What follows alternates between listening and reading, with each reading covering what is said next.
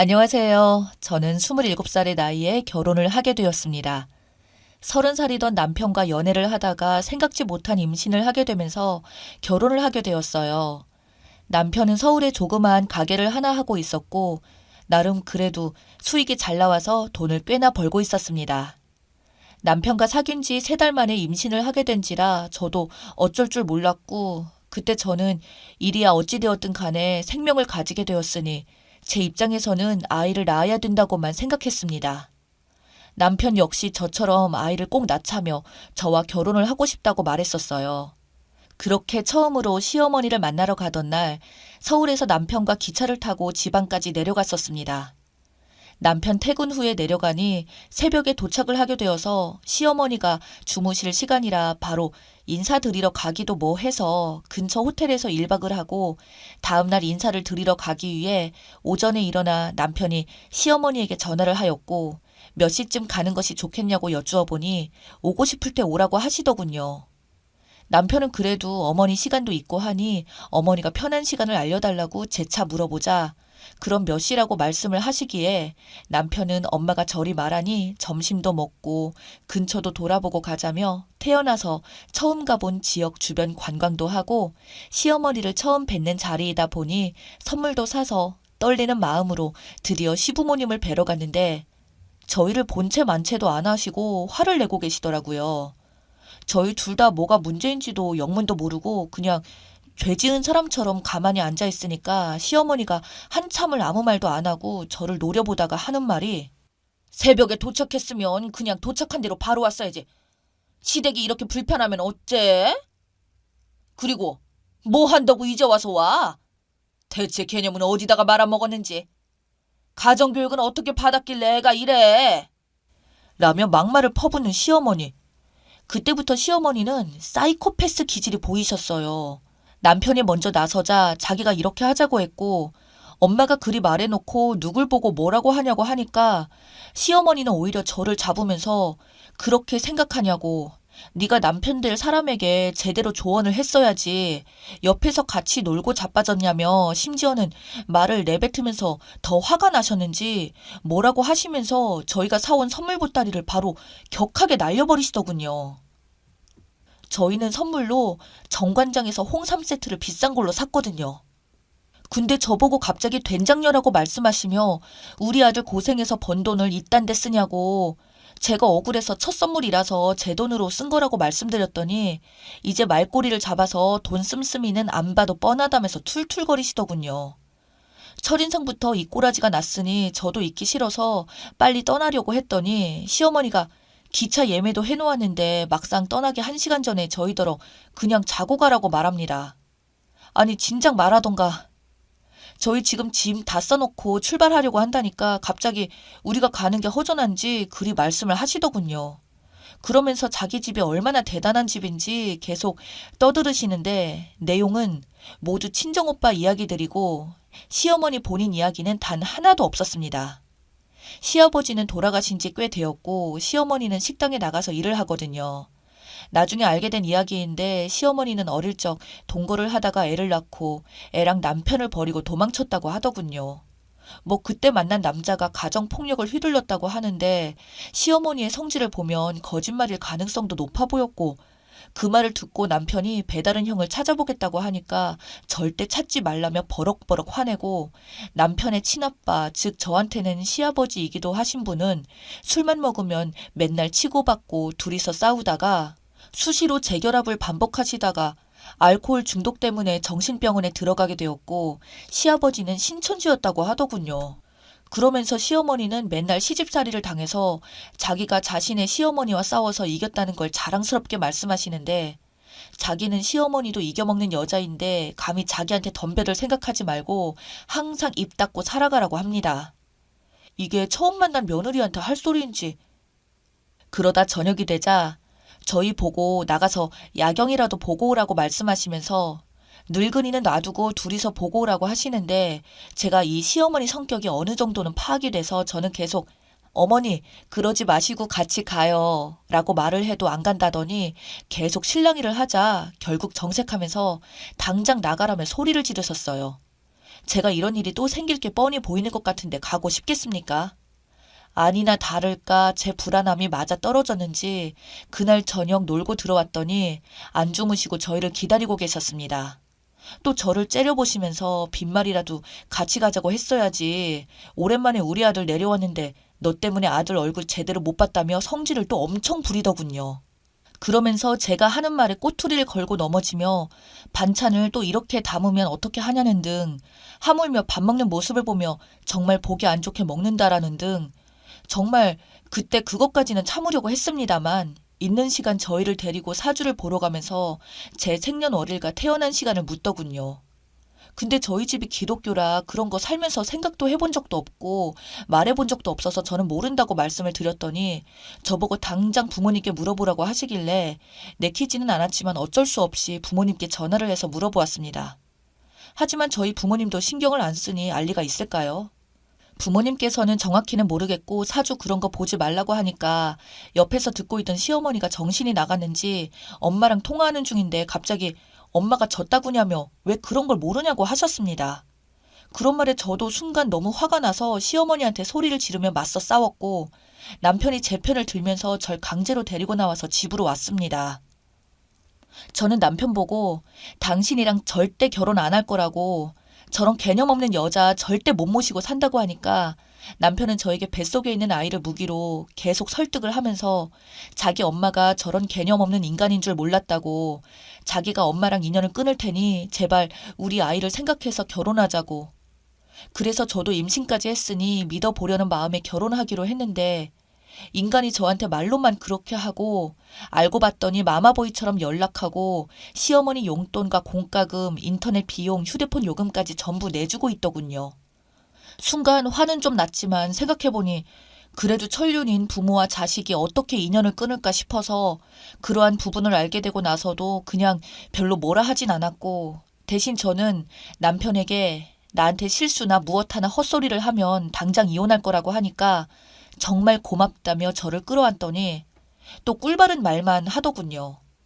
그러면서 시어머니의 과거를 말하는데 시어머니의 기구한 사연을 알고 나서 저도 오죽하면 시어머니가 저런 과거를 겪어서 사람이 절이 되었나라는 생각에 저도 사실 마음이 약해지려 하고 있었어요.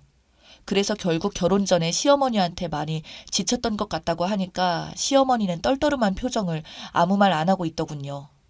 그러다 결혼 상의를 한다고 남편 집에서 하룻밤 잠을 자던 날 항상 시어머니는 남편에게 전화를 했었지만 그때 마침 남편이 전화를 안 받았는지 저에게 전화를 하시더니 저에게 지금 어디냐고 묻길래 오빠 집에서 결혼 논의를 하다가 하룻밤 자고 일을 했다고 말씀드리니 시어머니는 저에게 한다는 말이 너네가 벌써 결혼한 것 같냐면서 그렇게 몸을 함부로 굴리면서 내 아들을 유혹했냐고 하는데 그렇게 또 한 번 대판 싸웠습니다. 한 번만 더 전화해서 이딴 식으로 또 말을 하면 당신 아들 정말 못 포기할 거라고 결혼식장에도 안 부를 거라고 하니까 시어머니는 저에게 욕을 하면서도 분이 안 풀리셨나 봐요.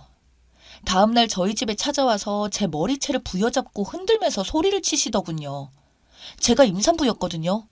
남편은 옆에서 정색을 하면서 시어머니를 밀치며 당장 나가라고 엄마는 진짜 사람이 아니라고 손주를 가진 여자를 이렇게 대하는 게 맞냐고 하니까 시어머니는 남편을 보고 여자에 미쳐 낳아준 지 애미도 몰라본다고 하는데 남편도 화가 나는지 앞으로 그 어떤 지원도 다 끝날 거고 이 여자랑만 살 거라고 했어요.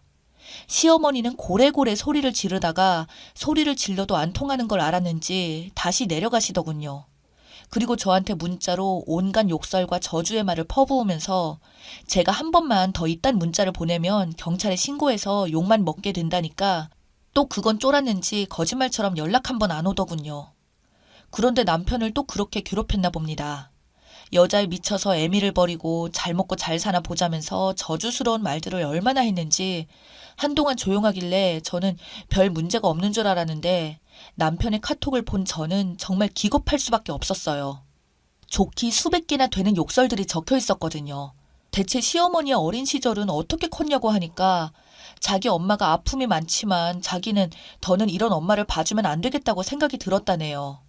남편은 정말 굳은 결심을 했는지 시어머니에게 지원했던 금전적인 것들을 모두 끊고 진짜 결혼식 날 시어머니를 안 불렀습니다. 시어머니 전화 모두 차단하고 휴대폰 번호까지 바꿨어요. 신혼집 역시 남편이 살던 곳에서 나와 새로운 빌라로 이사를 했습니다. 그렇게나마 잠잠한 날이 유지될 거라 생각했었는데 어느 날 갑자기 시어머니가 경찰들을 동원해서 저희 남편이 감금되어 있는 것 같다며 집을 찾아왔더군요. 제가 남편을 꼬셔서 시어머니를 버리게 만든 사이비 종교에 다니는 미친 여자 취급을 했습니다. 저희 집은 기독교였거든요.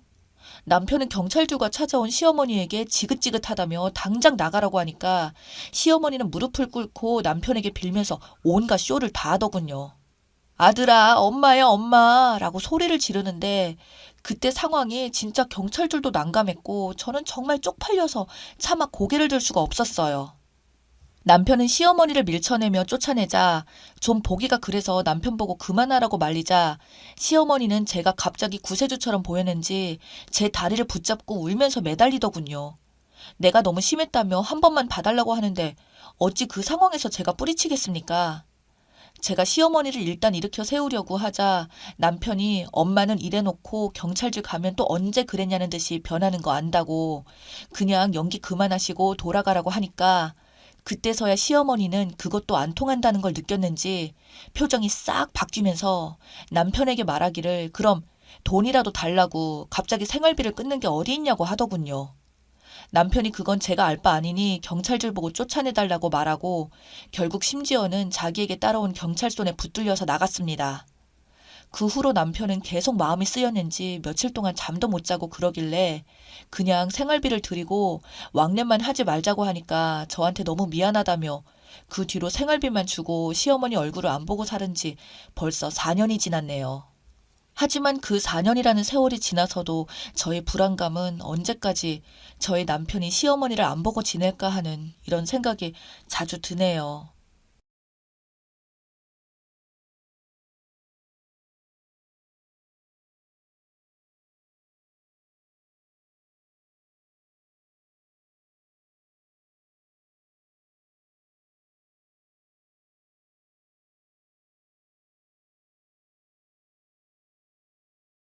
가끔 부모 덕 보면서 잘 사는 사람들을 보면 부럽기도 하지만 저는 그 생각을 그렇게 오래 하지는 않아요. 저 역시 형편이 어렵고 부모 덕 못 본 사람 중 하나이지만 제 가슴에 묻어져 있는 상처를 생각하면 그렇게 쉽게 좌절하고 염세적인 생각에 빠져 있기가 힘들더군요.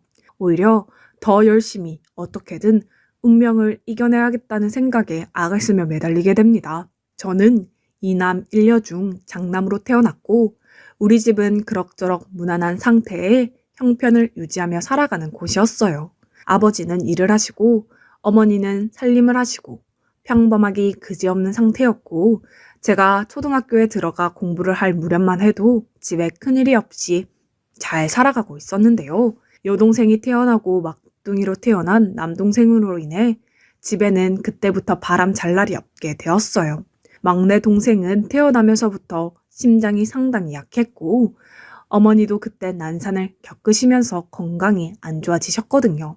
게다가 막내 동생의 상태는 수시로 검사하며 관찰하지 않으면 안 되는 수준이었어요. 동생은 그렇게 점점 힘든 시간을 겪게 되면서 어찌어찌 달아가긴 했지만 아무것도 모르는 초등학생인 제가 봐도 몸이 일반 아기들 같지 않았어요. 3살이 되었을 무렵에도 여전히 어디가 불편한지 수시로 울기도 하고 늘 기력이 없어 처져 있고 제대로 몸을 가누지 못해 앉아 있거나 서 있는 것도 잘하지 못하더라고요.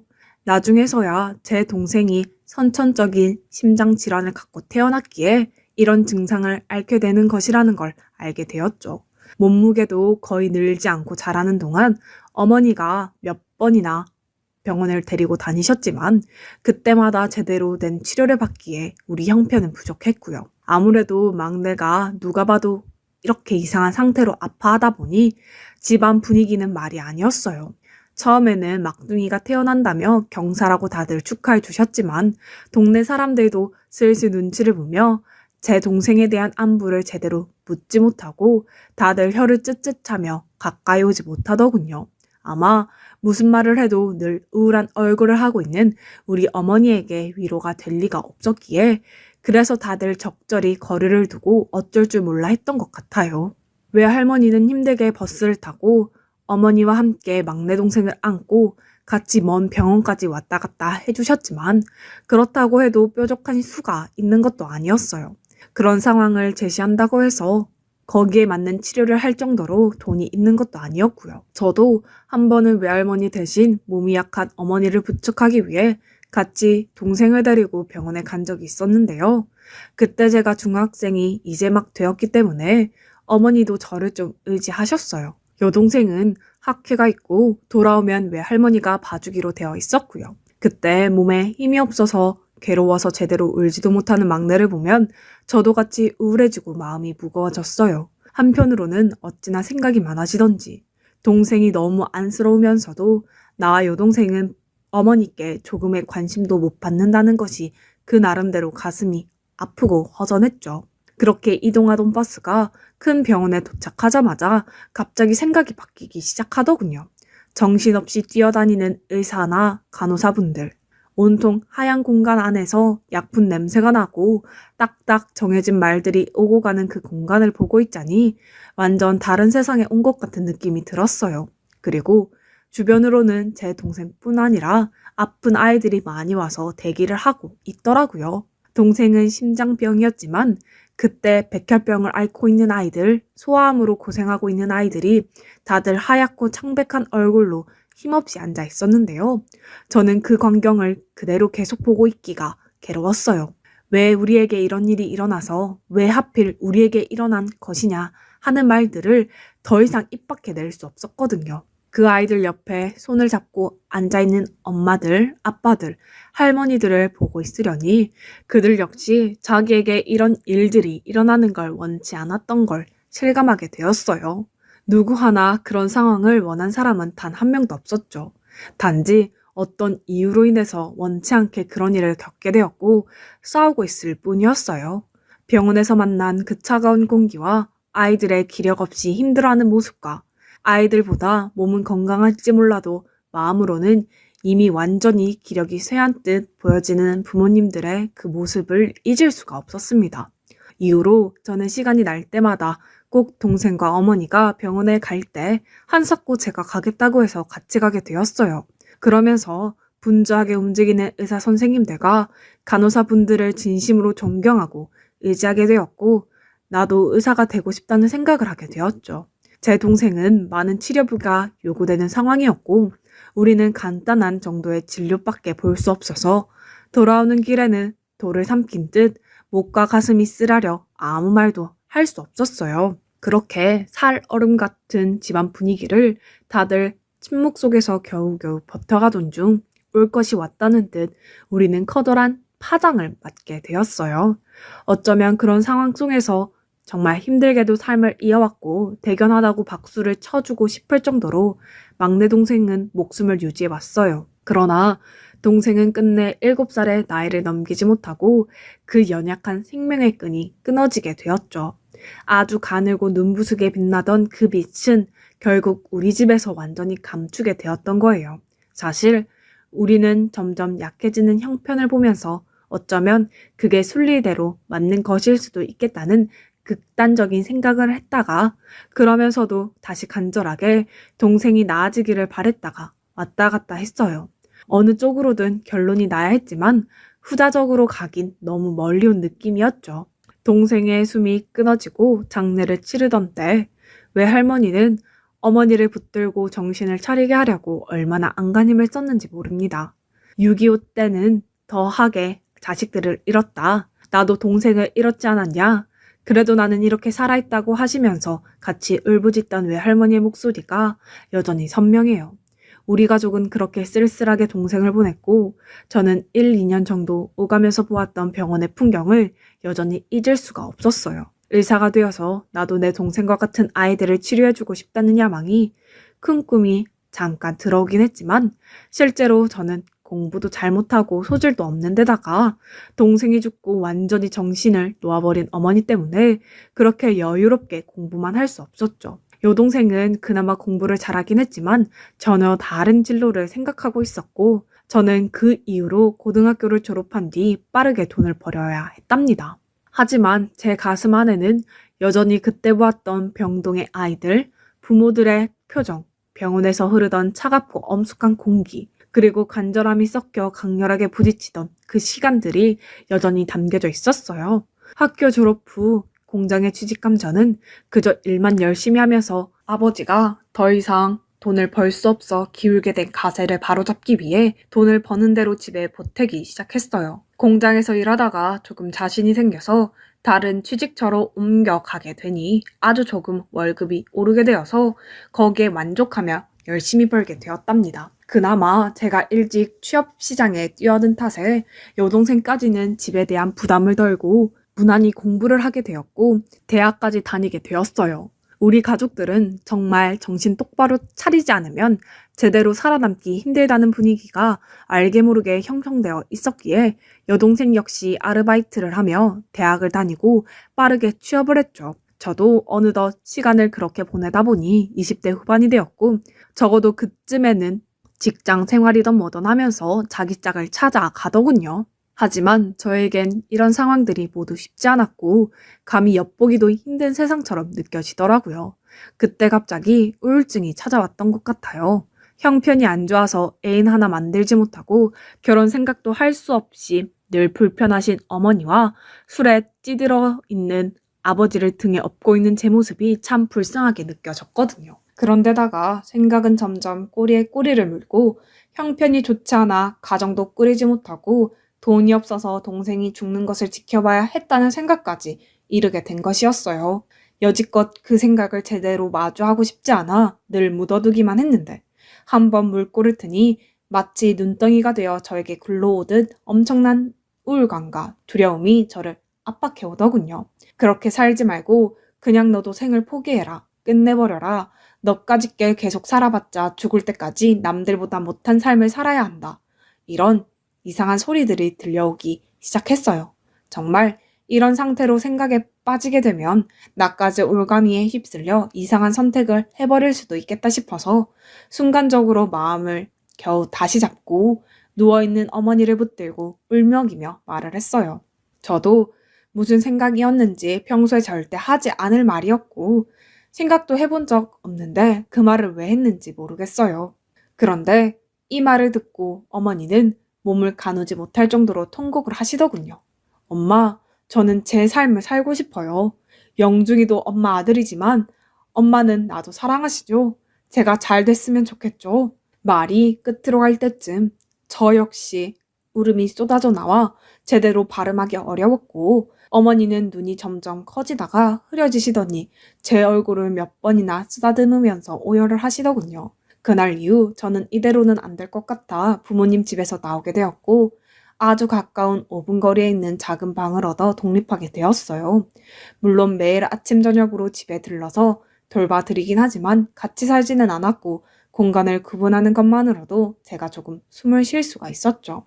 그리고 그때부터 갑자기 제 안에서 뭔가가 달라지는 듯한 감정이 욱 하고 올라오면서 이제 진짜 내 삶을 살아야겠다는 생각이 들었어요. 그러면서 내 안에 있는 부분들을 제대로 정리하고 나를 어루만져 줄 수 있는 건 나밖에 없겠다 싶더군요. 며칠간 정신없이 일하면서 생각해보니 제 머릿속에 계속 잔재가 남아있는 병동의 모습들이 더 뚜렷해지기 시작했어요. 저는 그걸 어떻게든 해결해야겠다 싶었고 병원을 찾아가게 되었죠. 왜 그랬는지는 모르겠지만 그때는 그렇게라도 해야 뭔가 내 안에 있는 구체적인 해결 방법을 만나게 될 것 같더군요. 그리고 저도 모르게 뭔가에 홀린 듯 혹시 여기 형편이 안 좋아서 치료가 힘든 심장병 어린이라든지 소아암 환자들이 있는지 묻게 되었어요. 병원에서는 이런 부분에 대해서 준비 없이 찾아온 저에게 조금 당황스러워하긴 했지만 며칠 연속으로 묻는 저에게 이런저런 이야기들을 하고 병동도 간접적으로나마 소개시켜 주더라고요. 그렇게 해서 아이들을 도울 수 있는 방법들을 전달받게 되었고 그 이후부터 제 인생은 아주 조금씩 양파 껍질이 벗겨지듯 마치 묵은 때가 벗겨지듯 변화가 생기게 되었어요. 뭔가가 확 좋아졌다든지 인생이 쭉 탄탄대로로 달렸다는 이야기가 아니라 그냥 제 삶의 방향을 좀 찾게 된 느낌이 들었습니다. 사실 예쁜 애인이 있거나 결혼을 생각하거나 가정을 꾸렸더라면 제 수입은 좀 더 안정적으로 더 모으고 계획을 구체적으로 세웠겠지만 왠지 저와 가깝지 않은 세상으로 느껴지더군요. 그냥 나는 내 나름대로 인생을 살고 거기서 합이 맞는다면 그런 대로 살아가는 것도 좋을 것이라고 결론을 내리게 되었죠.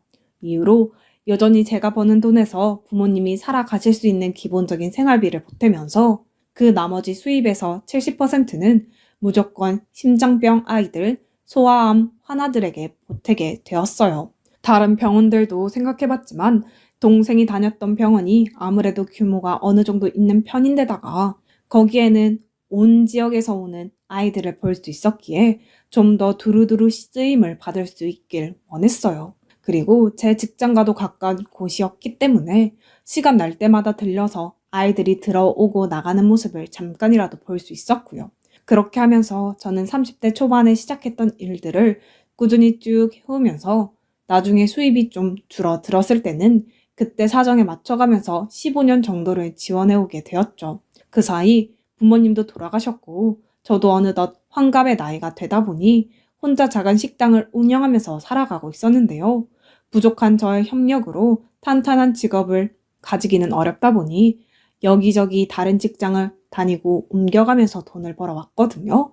물론 병동 아이들에게 수입 대부분을 지원하다 보니 저를 위한 돈이 많이 남지는 않았지만 그래도 40대 후반에는 꾸준히 적금해왔더니 그리 유명하지 않은 골목길에 아주 작은 식당을 낼 정도는 되더군요. 혼자 늙어가는 오빠가 안 되었는지 여동생도 가정이 어느 정도 자리가 잡은 후에 얼마를 빌려주기도 했고요. 나름 식당 일을 배우고 여기저기 일해본 경험을 더해서 잘하지는 못하지만 그럭저럭 운영을 해오고 있었는데요. 여유가 없는 상태에서 식당을 경영하다 보니 찾아오는 손님들이 어떤 분들이라고 해도 제 입장에서는 약자가 되어 모셔야 하는 부분이 있어 그게 늘 힘들 때가 있었어요. 특히 원래 술 취한 손님들을 대하기가 어렵긴 하지만 이때 찾아왔던 30대 정도로 보이는 무리들은 너무 힘들게 느껴지더군요. 딱 봐도 정치가 적었고 한쪽에만 있어도 괜히 신경이 쓰일 정도인데 얼마 되지도 않는 우리 테이블을 다 차지하려고 해서 초반부터 실랑이가 있었어요. 옆에 겨우 남아있는 한 테이블에 비슷한 또래 커플들이 식사를 하고 있었는데 그들에게도 위협적으로 느껴질 정도로 매우 험하게 술을 마셨고 밥을 무척 개걸스럽게 먹으며 아무렇게나 다니는 겁니다. 보다가 안 되겠어서 그 커플들에게는 죄송하지만 다음에 오시라고 식사값은 받지 않겠다고 했는데요. 안 그래도 긴장한 얼굴로 주변을 살피던 그 청년과 아가씨는 제 말에 한껏 더 눈치를 보더군요. 그러던 사이 갑자기 건달 한 명이 저에게 물컵을 던지면서 냅다 소리를 지르는 겁니다. 술 좀 더 가지고 와봐. 가게에 술이 왜 이렇게 없어? 상황이 이렇다 보니 저도 더 이상 두고 볼 수는 없었고 물컵을 주운 뒤 그들에게 가서 달래듯이 말을 했어요. 그런데 제 말이 뭔가 신호탄이 된 마냥 이들은 더 가게를 난장판 치는 게 아니겠어요? 손님, 다른 분들에게 방해가 되니 그만 나가 주십시오. 돈은 받지 않겠습니다. 다음에 오세요. 어쭈, 나가라고? 이 영감이 미쳤나? 야, 너 내가 누군지 알고 이러는 거야? 내가 어디 가서 이런 대접 받을 사람이 아닌데 내가 끝장을 본다. 그러면서 저에게 바로 주먹을 휘두르는데 전혀 생각하지 못한 상태로 얼굴을 맞아서 그만 벽으로 밀쳐지며 주저앉게 되었어요. 너무 놀라서 어쩔 줄 몰라 허둥지둥하고 있는데 갑자기 누군가가 제 앞으로 확 뛰어들었고 무차별하게 날아드는 발길질을 온몸으로 받아내는 게 아니겠어요. 자세히 보니 옆 테이블에 앉아있던 커플 중 청년이었죠. 아무래도 위험해 보이니 다음에 오라고 했는데 상황이 돌아가는 걸 보고 뛰어들어 저를 막아준 것이더라고요.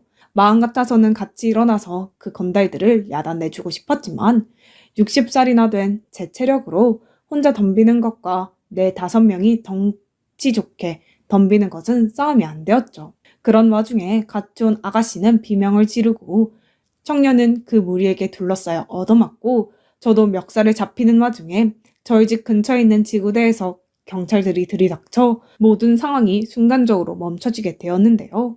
씩씩거리면서 경찰들에게도 덤비는 걸 보니 보통 인간들이 아닌 것 같았고 머릿속이 너무 복잡해서 당장 널브러진 청년을 챙겨야 했어요. 저도 두어 대 맞았지만 그보다 더 많은 발길질과 주먹이 오갔던 것을 청년이 거의 다 받아내듯 맞았고 바닥에 누워 괴로워하는 걸 보니 불안해지더군요.